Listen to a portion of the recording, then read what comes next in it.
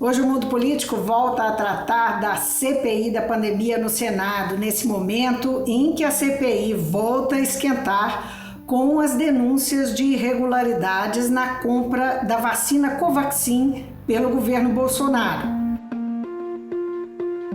Eu vou conversar com a cientista política Rossana Reis.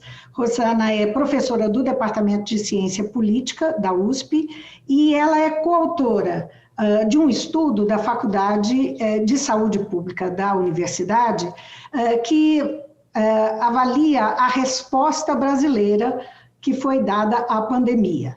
Tudo bem, Rossana? Muito obrigada por atender o Mundo Político, a TV Assembleia. Tudo bem, Vivian. Obrigada a vocês pelo convite. Um prazer estar aqui. Rosana, vamos começar, nós vamos começar naturalmente dando destaque para a questão da denúncia de irregularidades relativa à compra, né, que o governo estava negociando, chegou a fechar um contrato da Covaxin. Isso está dando o que falar e esquentou a CPI. Amanhã, inclusive, o denunciante, que é o servidor lá do Ministério da Saúde, o irmão dele, que é deputado, estarão na CPI, vão depor como testemunhas. Isso dá um novo norte para a CPI? Isso certamente altera bastante o panorama, né? Porque desde o início da CPI, a gente tem assistido repetidas vezes o presidente, o vice-presidente da CPI dizendo que esse seria um tipo de CPI diferente, porque provavelmente você não teria aqueles depoimentos bombásticos, né? Como aconteceu em outros casos no Congresso Nacional, que aparece alguém denunciando, enfim, um caso de corrupção ou uma coisa dessa. Então, eu acho que esse caso surpreendeu até mesmo, né, os senadores dos chamados G7 ali, que fazem parte da oposição e dos independentes, em relação ao governo, porque foi enfim, eu acho que surpreendeu-os no sentido de trazer para a CPI justamente esse elemento que eles imaginavam que não teria, né? E ao fazer isso, eu acho que a importância da CPI, que já era, enfim, indiscutível, muda de patamar, né? Principalmente pensando na preocupação do governo com os resultados da CPI. Agora, a preocupação do governo com os resultados da CPI ganha um corpo excepcional, considerando que envolve aí a questão da corrupção. Hoje o presidente disse, no Rio Grande do Norte, que no governo dele, há 2 anos e meio, com 2 anos e meio de governo, não existe denúncia de corrupção. Ele reafirmou isso, não foi por acaso, é justamente porque essa é a questão que é o fato, que é o dado novo, né, com essa história do caso. E chega muito perto do presidente na medida que ele foi informado, não é? Segundo o denunciante, ele foi informado do fato. Que gravidade ganha com o fato de chegar tão perto do presidente?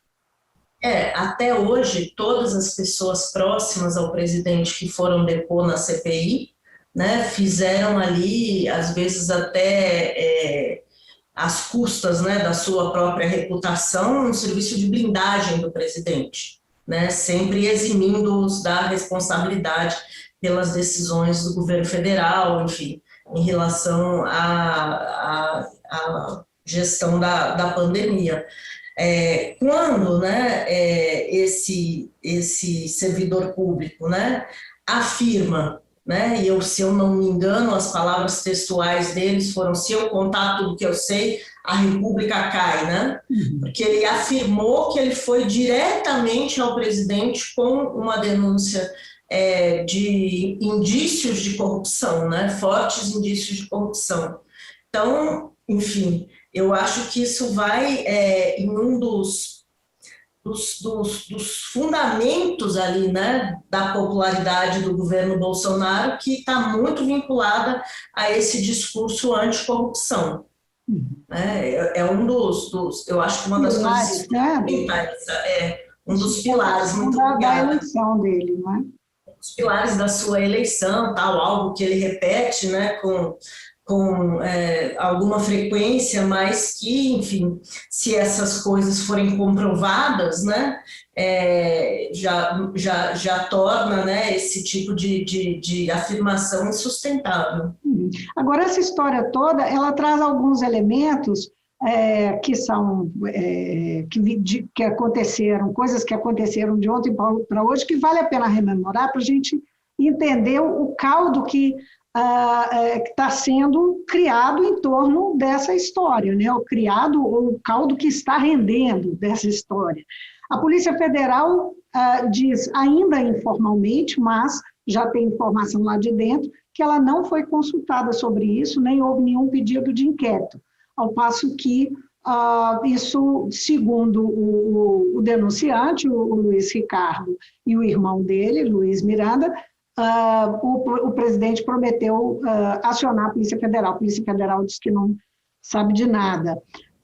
Por outro lado, rendeu uma narrativa também dos senadores governistas. Os senadores estão dizendo uma narrativa nova que vem de hoje de manhã, depois de uma reunião no Planalto. Agora eles chegaram na CPI dizendo que Bolsonaro pediu ao Pazuello que tomasse uma iniciativa no sentido de apurar essas denúncias, não é? Então, assim, tem aí as coisas estão acontecendo rapidamente, hoje, de ontem para hoje e hoje de manhã. Isso tudo demonstra, esses fatos novos todos surgindo, demonstram o grau de preocupação dessa gravidade que a gente fala, né? Dessa proximidade com o presidente? Eu acredito que sim, né? Inclusive, né, a demissão do ministro do Meio Ambiente ontem, né?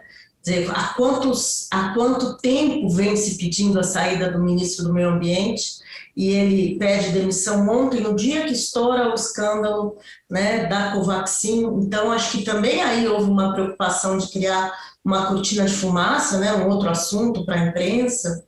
Enfim, também temos notícias de que os denunciantes, na verdade, estão sendo investigados, né, pela Polícia Federal, a pedido do governo, que também causa bastante estranhamento. A entrevista do Onyx Lorenzoni também bastante, enfim, questionando ali a integridade, a legitimidade dos denunciantes, que foi alguma coisa que os senadores governistas hoje na CPI também buscaram explorar, né?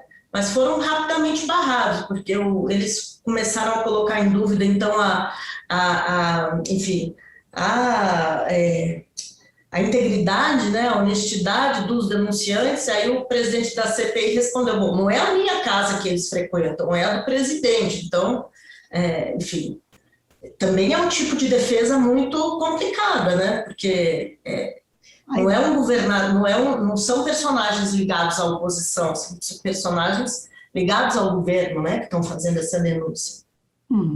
O relator também, Renan Calheiros, subiu o tom de dizer que há uma coação, uma tentativa de coação à testemunha, que foi a atitude, não é, do Lorenzoni, se referindo à atitude do Lorenzoni ontem, durante o ministro Lorenzoni, durante a coletiva, né, que ele fez ameaças a ambos, não é, com processos administrativos, com investigação, enfim.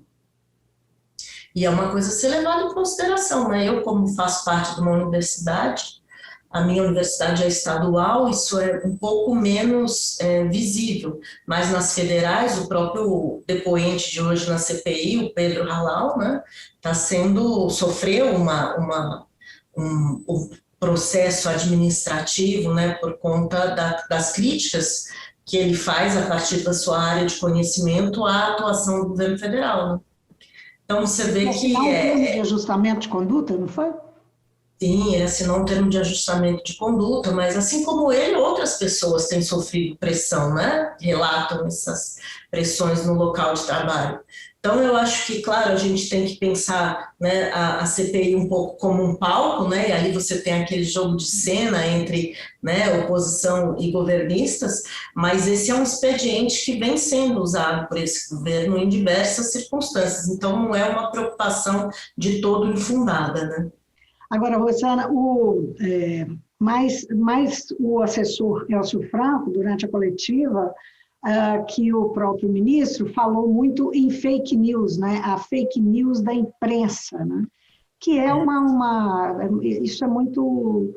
Não que a imprensa não erre e eventualmente não passe informação errada, mas o fato que essa ideia do fake news está muito nas bolhas bolsonaristas, né?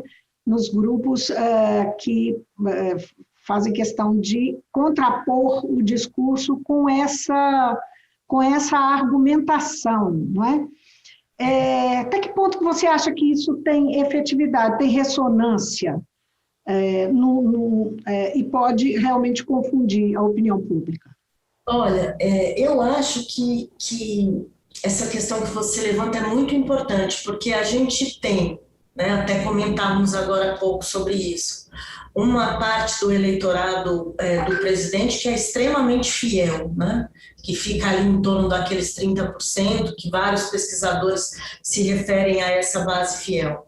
Para esses que vivem, digamos, dentro da bolha, eu acho que esse tipo de discurso ele é muito bem recebido, né? Faz parte ali do vernáculo, certo? Agora, para aqueles que estão ali, né, enfim... Eu, por exemplo, conheço várias pessoas nessa situação que até votaram no presidente Bolsonaro e hoje em dia, né, estão naquela posição, enfim, não concordam com as políticas em relação à pandemia, né? Eu acho que esse tipo de discurso mais afasta do que aproxima. Veja, porque o que a gente tem? Né? A imprensa, como você mesmo falou, comete erros, todo mundo comete erros, mas a questão é que você tem várias pessoas falando de perspectivas diferentes, né? E esses erros eles acabam vindo à tona, e quanto mais informado você está, mais capacidade você tem de distinguir, né? Entre as diversas versões aí dos fatos, né?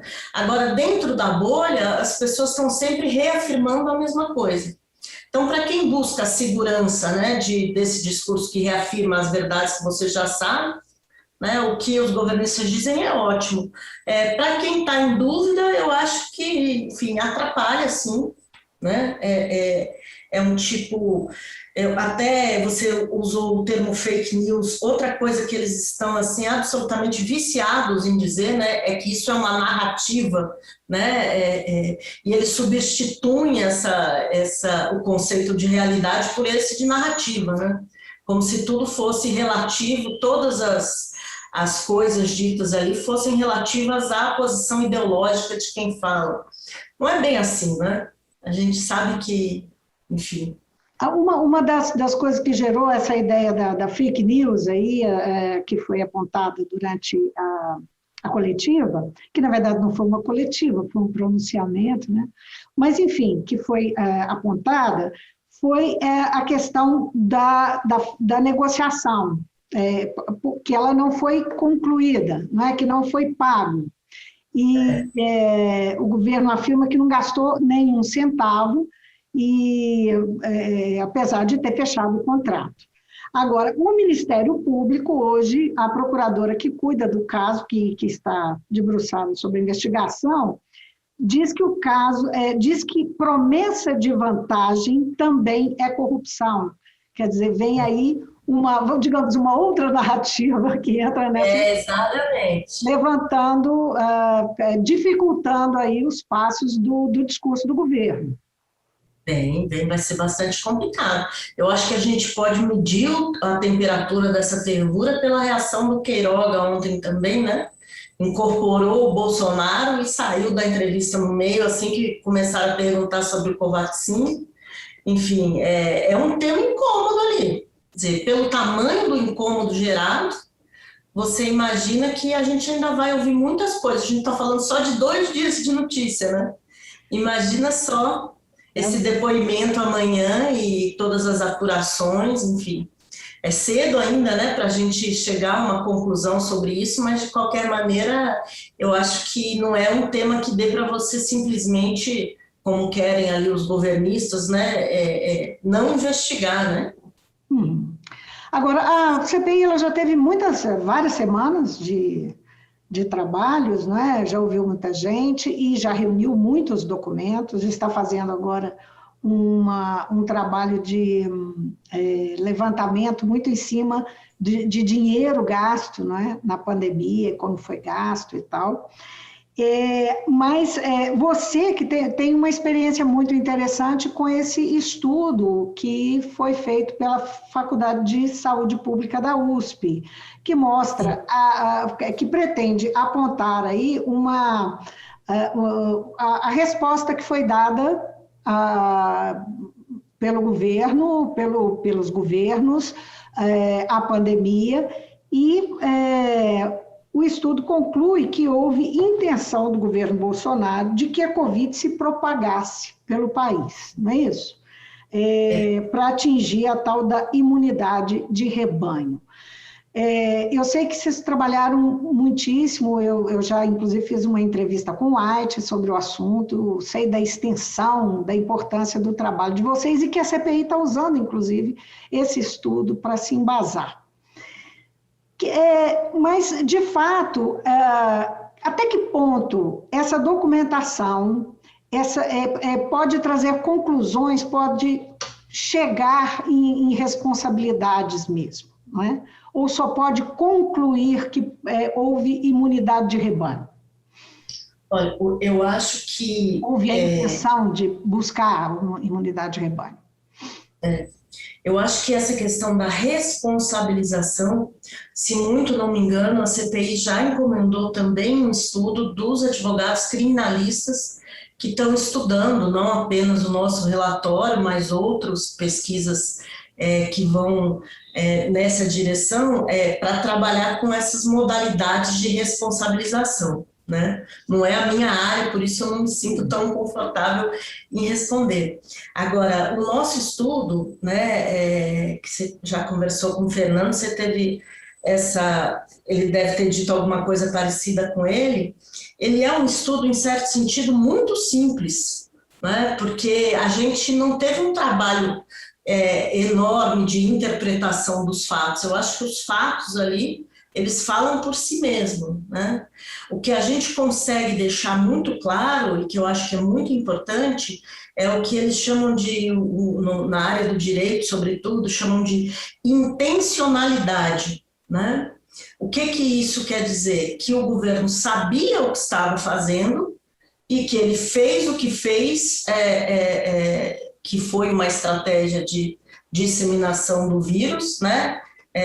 Com plena consciência dos atos que estava realizando.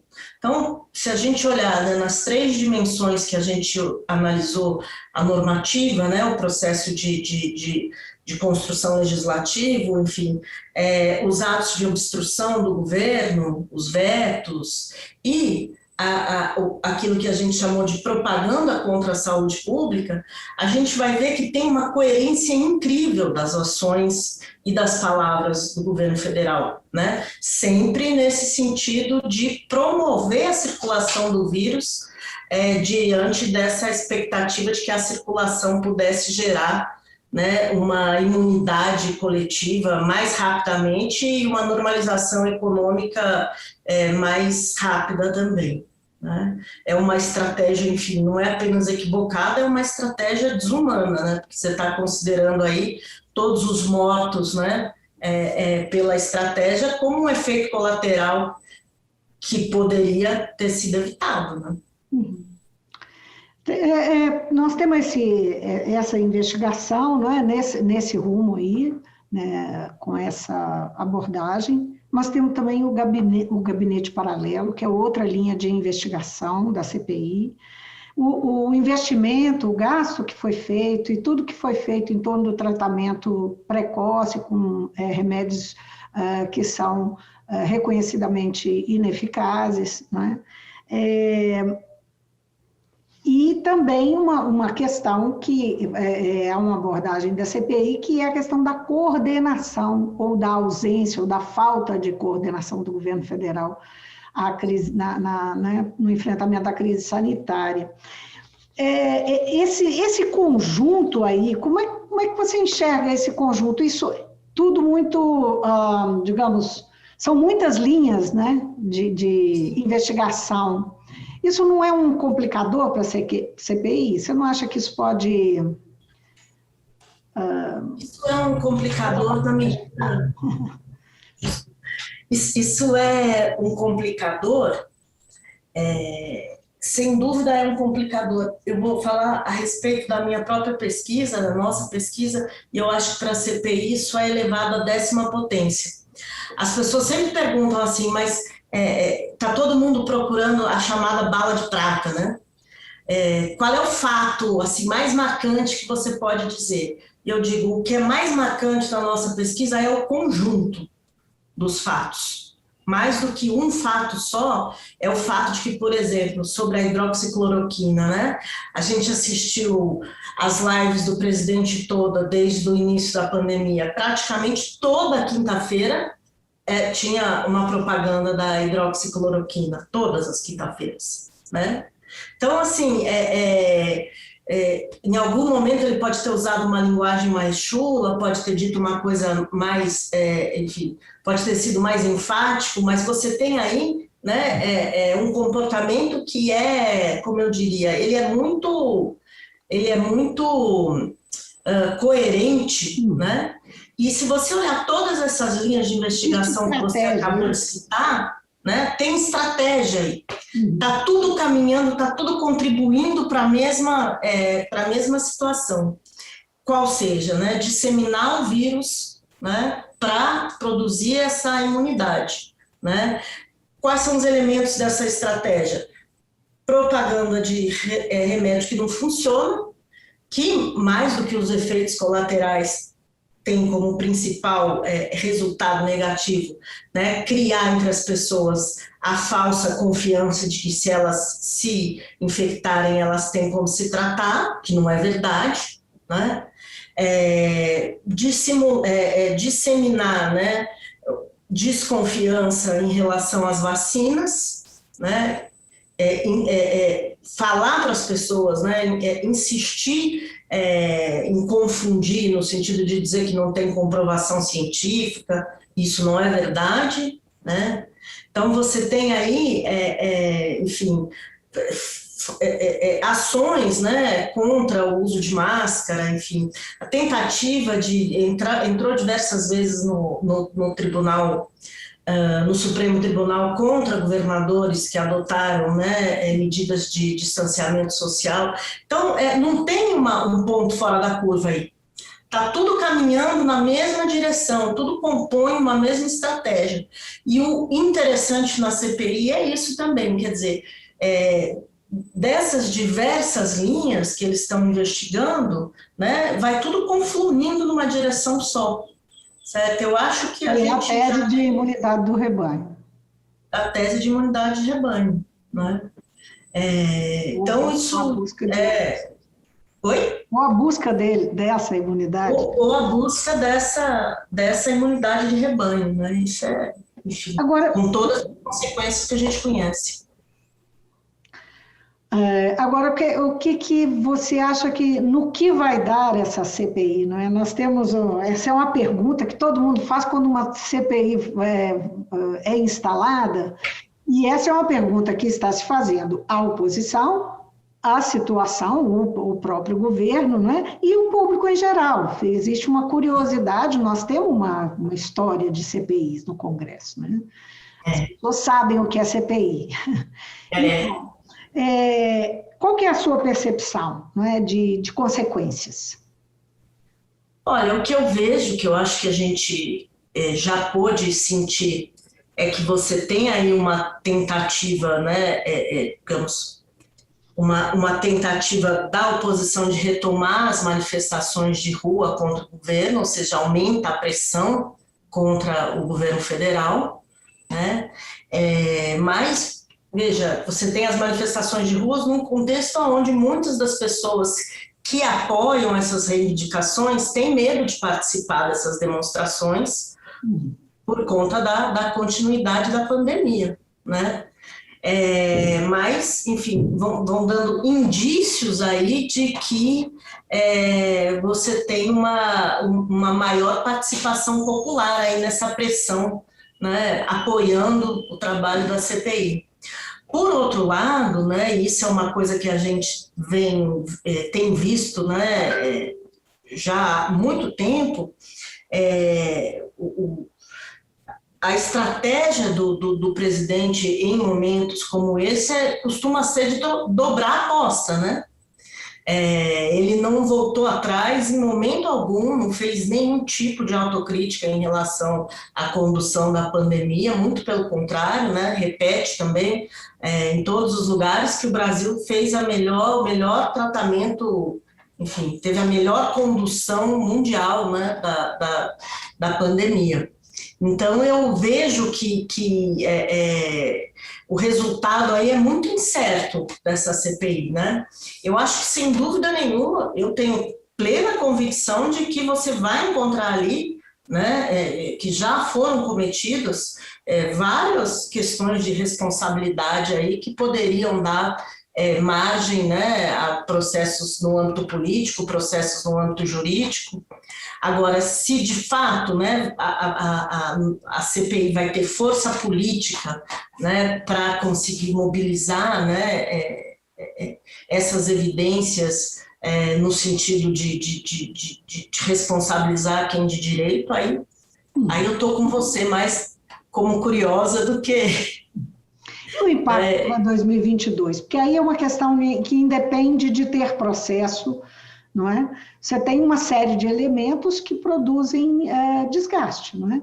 O que o governo tem que fazer é evitar que a CPI o desgaste, e o que a oposição quer é que haja esse desgaste. Exatamente. Nós ainda estamos no primeiro semestre, né? Ou, quer dizer, no meio do ano, e ainda tem muita água para rolar até a eleição, não é? Muita coisa vai acontecer, muita expectativa em relação também à economia, mudanças na economia e tal, mas você acredita que o que está acontecendo agora pode se refletir, pode ficar para 2022, para ser colocado em pauta em 2022 de novo? Certamente. Eu não sei se ele vai ser o suficiente para impactar diretamente o resultado das eleições, porque eu acho que as pessoas tomam essa decisão com base não só no comportamento do governo durante a epidemia, mas razões econômicas, enfim, outros tipos de raciocínio. Agora, eu acho que a mim, né, me impressiona muito que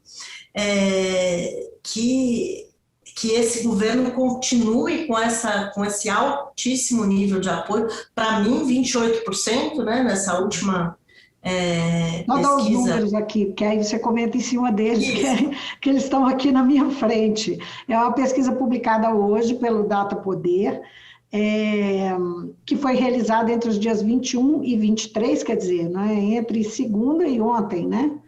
E indica que 50% da população acha que o governo é ruim ou péssimo, 28% acha bom e ótimo e 19% regular. Então, no comparativo com as pesquisas anteriores, quem entra lá no site vai ver uma série de pesquisas, é fácil de comparar. Dá para ver que existe uma relativa estabilidade aí nos números, né? E uma resiliência mesmo do eleitorado do presidente Bolsonaro. O que o torna favorito para 2022? Favorito eu não sei, mas com certeza ele está no páreo, né? Eu acho que ele é um candidato importante aí a ser levado em consideração por qualquer outra pessoa que queira se candidatar a presidente. Agora, para mim, 28% é um número altíssimo para um presidente que está realizando uma política de disseminação da Covid-19, né? Enfim, me impressiona ainda esse número, eu acho ele muito alto. Então, acho que precisa ser estudado. Um fato de ontem também, que é que o Supremo decidiu por 7-4, terminou o julgamento sob a suspeição do ex-juiz Sérgio Moro, não é? que considerou suspeito na condição de julgamento de um dos processos do ex-presidente Lula. Lula está em franca atividade de articulação política, né, de articulação política eleitoral, de formação de aliança para 2022. Esse julgamento, finalização desse julgamento, você acha que dá um empurrão nessas articulações? E como é que você está vendo a perspectiva de Lula chegar em 2022, no enfrentamento aí que se imagina polarizado, né, entre ele e Bolsonaro?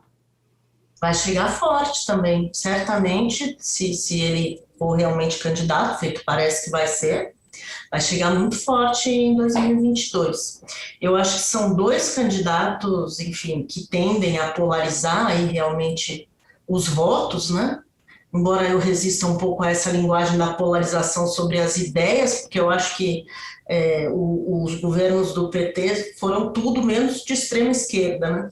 E aí o Bolsonaro é claramente de extrema direita, então acho que, enfim, é uma polarização eleitoral, com certeza, né? Eu acho até, enfim, qualquer um que tente, como se ouviu muito falar, se fala muito ainda, né, na construção de uma terceira via, vai ter um trabalho muito difícil de conseguir desconstruir, né, essa base fiel tanto do Bolsonaro feito do Lula, né? Eu acho que enfim, como você acabou de dizer, ainda tem muita água para rolar, mas não é uma tarefa fácil, né? Eu não vejo nesse momento ninguém em condições de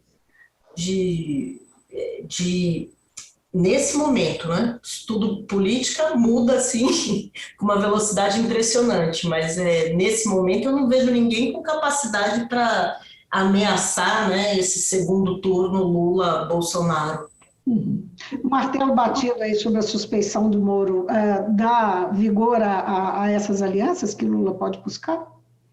Sem dúvida, essa busca, né? Pelas alianças? Eu acredito que sem dúvida, porque vai dando, como eu diria, mais um elemento, né, que apoia, né, aquela que sempre foi a tese defendida pelo Partido dos Trabalhadores de que foi um julgamento político, né? Portanto, foi uma perseguição política, não um julgamento, enfim, isento como seria de se esperar, né? Nesse sentido, fortalece a candidatura, sem dúvida.